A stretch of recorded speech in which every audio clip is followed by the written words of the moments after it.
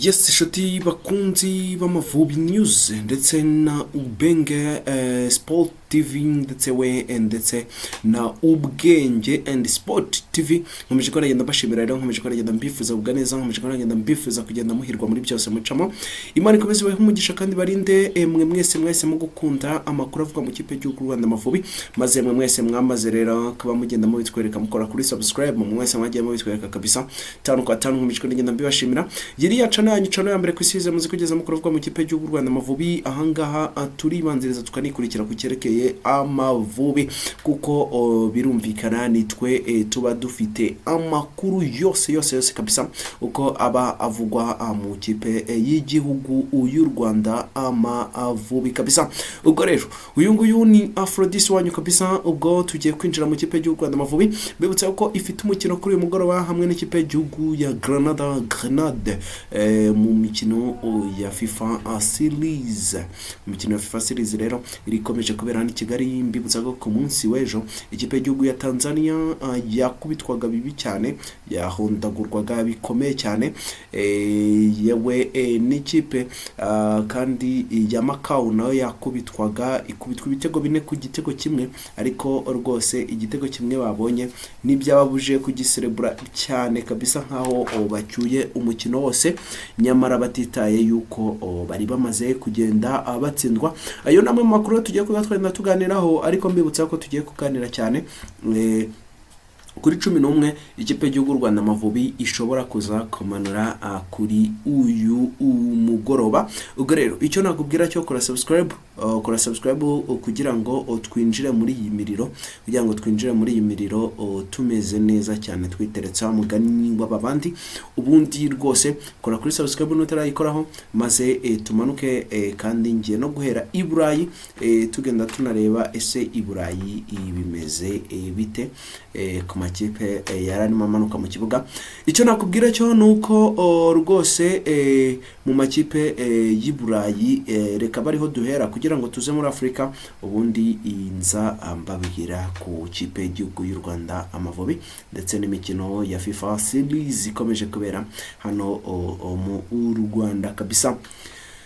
Kuri uyu mugoroba ku isaha y'isa 4 ikipe y'igihugu y'Ubufaransa yari ifite ikarita y'umutuku rwose, yaje kuba itsinda ikipe y'igihugu ya Brazil y'abakinyi buzuye, harimo abakinyi nka ba Martinelli, abakinyi nka ba Rafinha, abakinyi benshi bakomeye cyane rwose, ariko Brazil iza kuba igenda igayika imbere y'abafana bayo kabisa, inyuma yuko yari ifite kapiteni wayo nka Casemiro, yari ifite abakinyi bose nyine wumva ko bakomeye ba Brazil, ariko byarangiye ije kuba yagenda igarikwa cyane.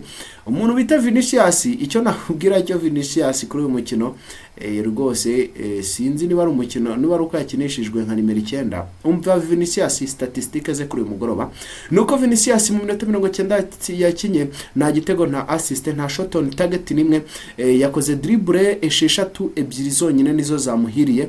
Uyu musore nta cross. Vinicius kuri uyu mukino yarari hasi cyane. Vinicius ni umwe mu basore bari hasi cyane muri uyu mukino, ntarajya no kuri Rafinha nawe utarumeze neza cyane muri uyu mukino. Mbese ikipe y'igihugu ya Brazil yaje kubigenda igayikwa cyangwa se igarikwa ahantu hose. Ikipe y'igihugu ya Brazil, Vinicius niwe twatukiriho, nta cross nimwe, yagiye muri duel 12 aza kubatsindamo 6, yatakaje umupira inshuro 17. Bamwita Vinicius Junior. Maze rero ari nako nkubwira yuko rero ikipe y'igihugu ya Pologne ibifashijwemo n'umusore wayo witwa Robert Lewandowski baje kuba bagenda kabisa bisasira ikipe kanzemba rebere neza cyane. Robert Lewandowski n'ikipe ye ya Pologne baje kuba bagenda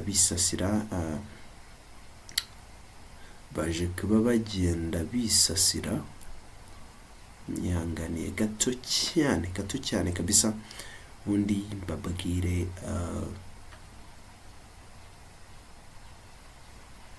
uko byari byifashe.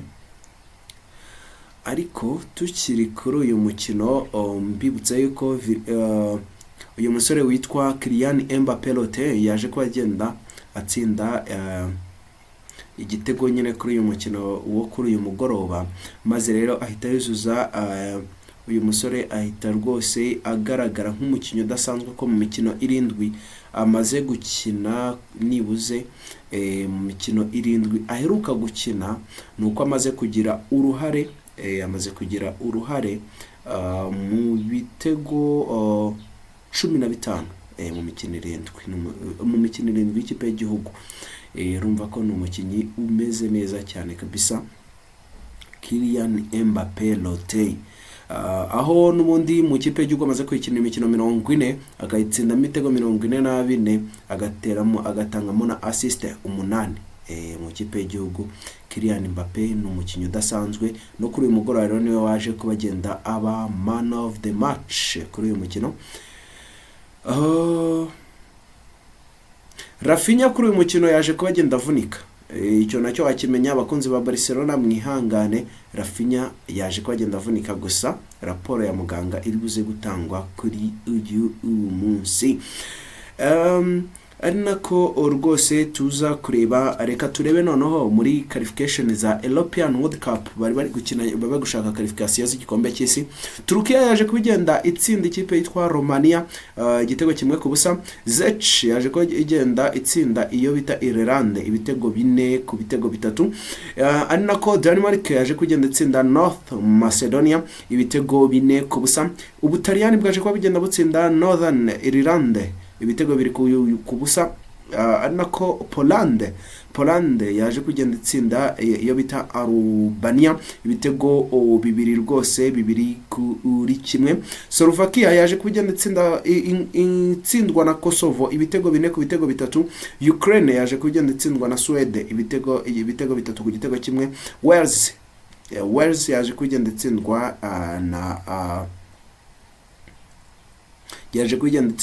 na Bosnia and Herzegovina penalty 4-2 nyuma yuko bari bamaze kuba bagenda banganya.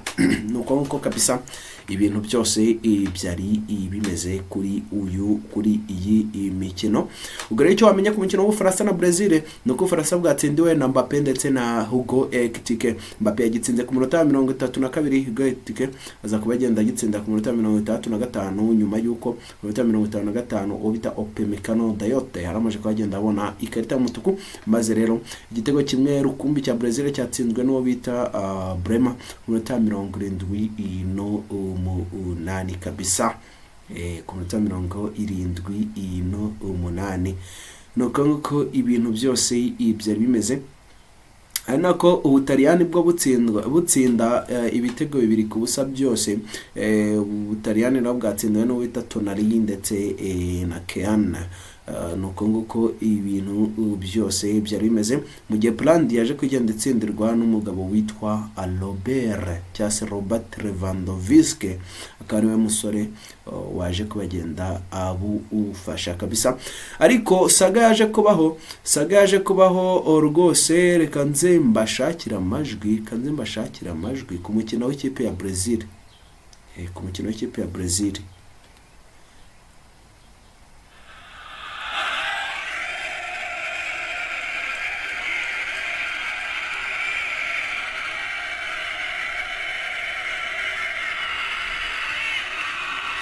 ayo majwi hari ku mukino w'ikipe y'igihugu ya Brazil. Ubwo ikipe y'igihugu Brazil yari irimo igenda itsindwa n'ikipe rwose n'ikipe y'Ubufaransa. Abagabo rwose abakinyi cyangwa abafana b'ikipe ya Brazil bo baririmbaga Ola Neymar, Ola Neymar.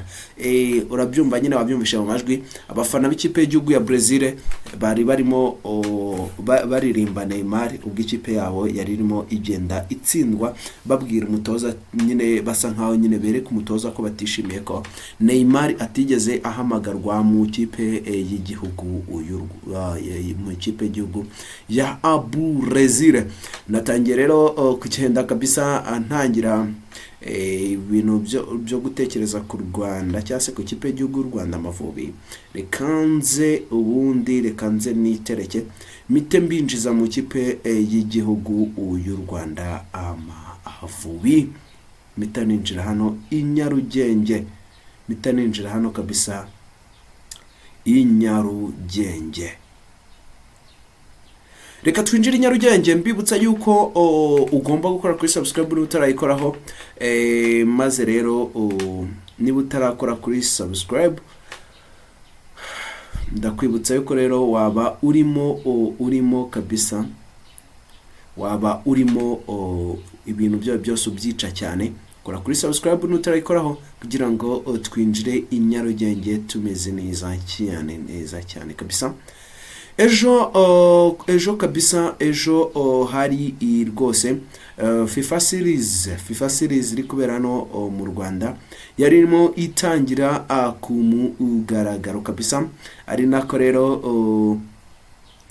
ku isaha y'isa 7 n'igice kiri kare cyane ikipe ya Macau yaje kubigenda imanuka mu kibuga n'ikipe ya Aruba, maze rero Aruba iza kubigenda itsinda ikipe y'igihugu ya Macau ibitego 4 ku gitego kimwe, maze rero abasore ba Macau igitego baze no kubagenda babona mu minota ya nyuma baza kuba bagiserebura barishima cyane. Ari nako ikipe yitwa Liechtenstein yaje kugenda itsinda rwose Tanzania. Ikintu nabonye cyavugisha abantu benshi ku mbuga nkoranyambaga bati niba ikipe ya Liechtenstein ikubitwa hariya i Burayi itsindwa n'izi kipe z'Ufaransa, ikipe nini ibitego 10, ese kandi ikipe iri no ku mwanya 206 ku rutonde rwa FIFA, mu gihe Tanzania iri ku mwanya 113. ese ikipe ije muri Afrika ko Tanzania yanagiye no mu gikombe cya Afrika ko inakina igikombe cya Afrika. Ikipe ya Liechtenstein ikaba ikindi itagira championa. Tanzania ariko akaba ari yongo champion ifite championa ya 5 muri Afrika. Abantu benshi nabonye babiteraho comment bavuga ati ese iyi kipe ije muri Afrika ubwo bya bimeze bite? Nuko nguko rero bimeze. Ikipe y'igihugu ikipe y'igihugu ya Tanzania yaje kugenda itsindwa, ariko nyine irahaga ishyiramo imbaraga, ariko birangira byanze pe. Ikipe y'igihugu y'Ubufaransa ya Tanzania yarangiye igaritswe hano kuri stade ya Kigali Pele Stadium kabisa. Nuko rero byari bimeze kabisa. Nako rero twinjira mu kipe y'igihugu Rwanda Amavubi. Kipe y'igihugu Rwanda Amavubi kuri uyu mugoroba yarimo igenda yitegura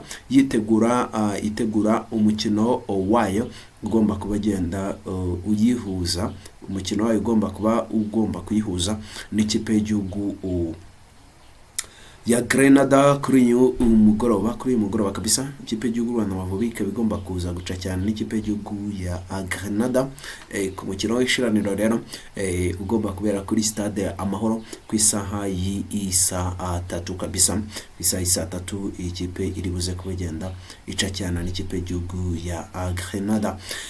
Ubwo rero kuri uyu mukino icyo wakwitega ni kimwe no ku ikipe y'igihugu Rwanda Amavubi nta mpinduka nyinshi ziri buze kubamo, uretse ahantu hariho hitwa muri attaque.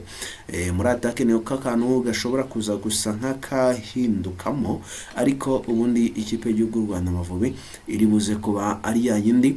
Ariko mu mutima wa defense mu myitozo Manzitseri yaje kuagenda agira kanoke, ariko kadakabije kuko rwose ntago nyine kamuke muri mudu cyane. Gusa abatoza baba bafite kuntu bareba ibintu vati n'imikino ya gishuti, ntago ngiye kuri risk umukinyi ashobora kutamushyira mu kibuga. Niyo mvuro tugiye kuba twenda duca muri 11 ashobora kuza kubanzamo kuri umukino w'ikipe y'igihugu Rwanda Amavubi, ari buze kuba agenda acakiranaho n'ikipe y'igihugu ya Grenada. Ari nako rero rwose ninjiramo ndakwibutsa, niba uzi ko utari wakora kuri subscribe umuntu wanjye urimo urantenguha cyane, niba uzi ko utari wakora kuri subscribe koraho nta kiguzi bigusaba, n'uwo mutima uri kuvuga ngo koraho wonyine wumvire kabisa, ubundi ibintu bigende neza cyane, ubundi ibintu byose bigende neza cyane. Andi makuru nuko rwose iyi mikino ya FIFA series nkuko nabibabwiye irimo igikombe, harimo igikombe kigomba gutangwa. Ubwo rero no gukomeza dushyiramo imbaraga tukaza gufana iyi mikino. Tugomba kuza gushyigikira aba basore b'ikipe y'igihugu y'u Rwanda Amavubi. Uyu mukino ikusanziza kandi tuba tugiye kwinjira muri weekend nabyo vango ngo bayishyize nijoro ngo kandi ejo ngo ari akazi oya. Turaza kuba tugiye kwita turabyuka turi kwa gatandatu. Turazibuze kubyuka turi kwa gatandatu. Ubwo rero uyu mukino ntacyo ushobora kwangizaho. Nta gihindutse mu zamu ari buze kubanzamo ugiye gutungurwa ariko wihangane, hari buze kubanzamo nta gihindutse umusore witwa Hugo Bigirimana nta gihindutse ni uri buze kubagenda abanza mu izamu ry'ikipe y'igihugu y'u Rwanda. Kuri nimero 2 araza guca umusore witwa Byiringiro Jean Gilbert Kagege. Ari nako kuri 3 ari buze guca umusore witwa Manishimwe Emmanuel Mangwende. Umusore witwa Mangwende ari buze kuba agenda asimburanwa. Uyu musore witwa Manishimwe Emmanuel Mangwende uri buze kuba mu mutima defense haraza kuba ari guca abasore babiri. Hari Obita Fanuel Kavita Mabaya ndetse n'umusore witwa Mutsinzi Ange Jimmy, umusore ukina ikipe ya Azila FK yari mu gihugu cya Azerbaijan kabisa. Imbere yabo kuri nimero 6 araza kuba ari guca umusore witwa Mugisha Bonel Casemiro. Ari nako imbere ye gatoya ya Bonel hari buze kuba hari kuri nimero 8 umusore witwa Bizimana Jihad ari buze kuba ari gukina ku 8. Imbere ye hari buze kuba hari guca umusore witwa Hakim Sahabo. Ari nako ahanga niho tugeze rero ibintu bikomereye. Umusore witwa Joy Hans Michaels ari buze guca ku ruhande rumwe. Ku rundi ruhande hari buze guca umusore witwa Samuel Great Leopard Marie. Ari buze kuba asa nk'uhengamye ku ruhande ariko ari gukina muri mediane. Bivuze ngo nyine aba mediateur ni 4. Harimo Hakim Sahab, Geret, hakaba umusore witwa Bizimana Jihad ndetse n'umusore witwa Mugisha Bonel Casemiro. Imbere y'abagato rero hari buze kuba hari abataka babiri. Kora subscribe wa muntu we ubundi duhita twinjira muri aba bataka babiri bibikomerezwa bibihanyanyaswa bakomeye cyane bari buze kuba batakira iyi kipe y'igihugu y'u Rwanda Amavubi. Nuko umusore wa mbere yitwa Joy Hans Michaels, umusore w'ikipe y'igihugu umusore ukina ikipe ya Sabah FK yari mu gihugu cya Azerbaijan. Kinira ikipe y'igihugu ya Sabah FK mu gihugu cya Azerbaijan.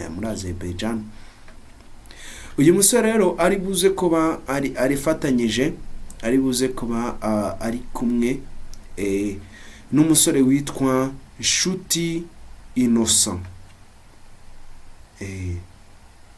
Ngiri ikipe rero y'igihugu y'u Rwanda Amavubi iri buze kubigenda ikina 4-4-2 kuko mu mutima defense harabaza kuba harimo umusore witwa Mutsinzi Ange Jimmy ndetse n'umusore witwa Fanuel Kavita. Kuri nimero 2 haraza kuba hari guca umusore witwa Byiringiro Jean Gilbert Kagege. Kuri nimero 3 haraza kuba hari guca umusore witwa Manishimwe Emmanuel Mangwende.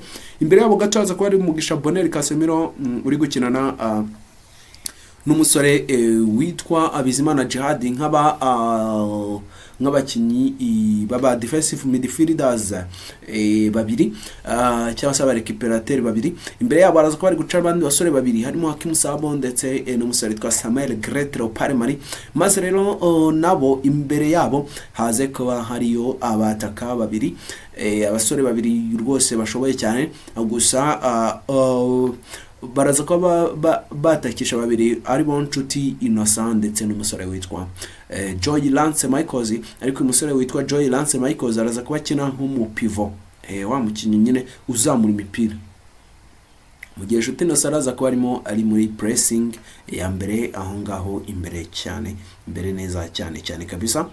Nuko nguko ibintu biri buze kuba bimeze, nuko uko ibintu biri buze kuba bimeze. Ubwo rero icyo nakubwira cyo nuko ugomba kujya gushyigikira ikipe y'igihugu y'u Rwanda Amavubi, ugomba kujya gushyigikira ikipe y'igihugu y'u Rwanda Amavubi cyane ko rwose ni ibintu byiza ko wajya kwishyigikira iyi mikino. Rero iri buze no kuba yagenda imikino ya FIFA series iri buze kuba igenda rwose inyura, uri buze kwibona kuri platform zose za RBA, uri buze kuba wagenda uyibona kuri platform zose za RBA. Ushobora no kwireba kuri FIFA Plus, application ya FIFA yitwa FIFA Plus. Ushobora no kubatsindira moto ya Spiro bitewe n'itike yawe. Ibaze nyine kujya kwishima ureba ibitego byiza cyane bya Joy Lance Michaels ari kuvundereza mu zamu, ari nako rwose uza kubugenda ugatsinda. Ariko mbibutsa yuko mu bakinnyi bashobora no kuza gusimburana none, kuko uko nabonye imyitozo y'umugoroba yo ku mugoroba washize, nuko umusore witwa Joan Marvin Kari ukina ikipe yitwa Berinzona ashobora kuba yaza kuba agenda akina rwose ajya mu kibuga. George Yakwizera we ni titre indiscutable, gusa bagomba kureba kuri uyu mukino bashobora kuza Nshuti Innocent ntabwo ari mu kibuga, ari buze ko harimo hataka abasore babiri n'undi bifitemo ubuwinga, cyane ko n'ubundi kwa kw'ikipe irabayisha amawingi yayo, irabidakoresha amawingi, irabayisha amawingi, ngomba kubifita abataka bafite imyuka. George Yakwizera ari barimo yatakana n'umusore witwa Joy Lance Michaels. Nuko bimeze kabisa. Ahubwo mu basore ashobora kuza kujya mu kibuga nuko rwose umusore witwa Leroy Jacques Michaels ukina ikipe ya Zila FK kina na Mutsinze Ange Jimmy ashobora kuza kuba yahabwa nawe umwanya. Umusore witwa Yohani Marvin Kari agomba guhabwa umwanya, ndetse n'umusore witwa Ndayishimiye Karle Mateo murumuna rwose w'umuntu witwa Ndayishimiye Mike Takazolo. Uyu musore agomba kubahabwa umwanya, n'umusore witwa Michaels Joel umusore witwa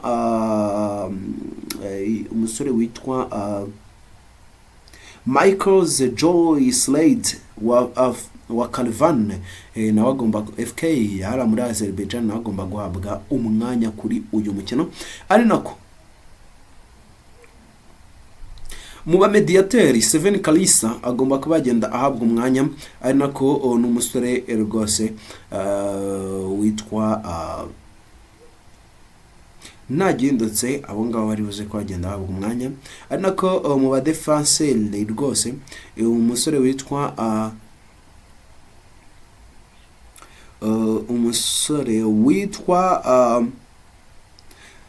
Shimirimana Yunusu ngo umutoza ashaka kumureba. Cyo ngicyo niyo makuru hari, urona bashobora kuza ko agenda ahabwa umwanya.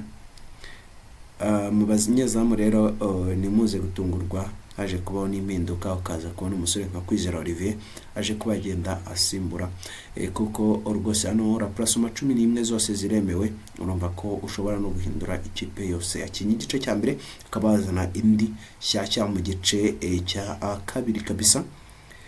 Ubwo rero muri iyi mikino ya FIFA series nuko nguko ibintu bimeze, kabisa.